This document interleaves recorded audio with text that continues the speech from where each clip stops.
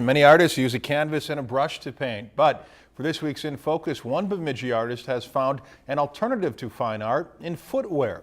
Jamil Donath explains how the only canvas this fancy footwear artist needs is the kind that has a soul.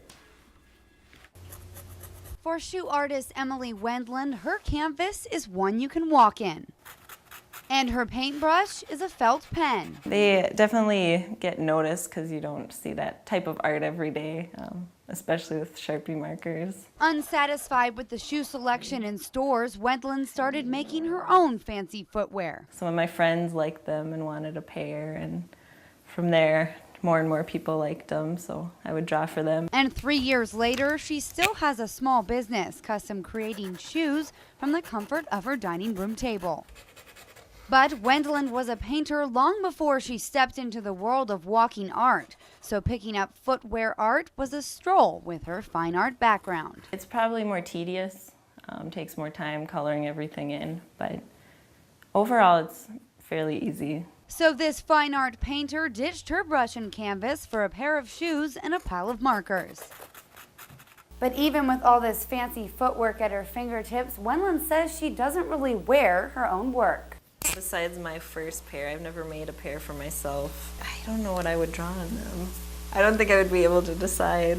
While she doesn't design shoes for herself, sometimes she doodles her own ideas, but for the most part, it's by request.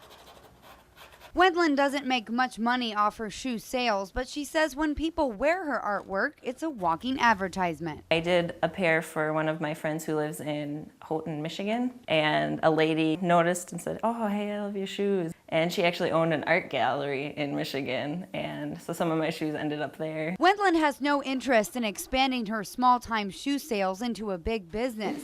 But as long as there's a demand for her fancy footwear, she says she'll keep making them. I hadn't planned on continuing the shoe art really since high school, but I keep getting orders for them. So I just keep doing them, and it's kind of fun and easy. So whether fine art or footwear, art comes in all kinds of packages. And in this case, it comes in pairs. For this week's In Focus, Jamil Donath, Lakeland News. If you've enjoyed this segment of Lakeland News, please consider making a tax-deductible contribution to Lakeland Public Television.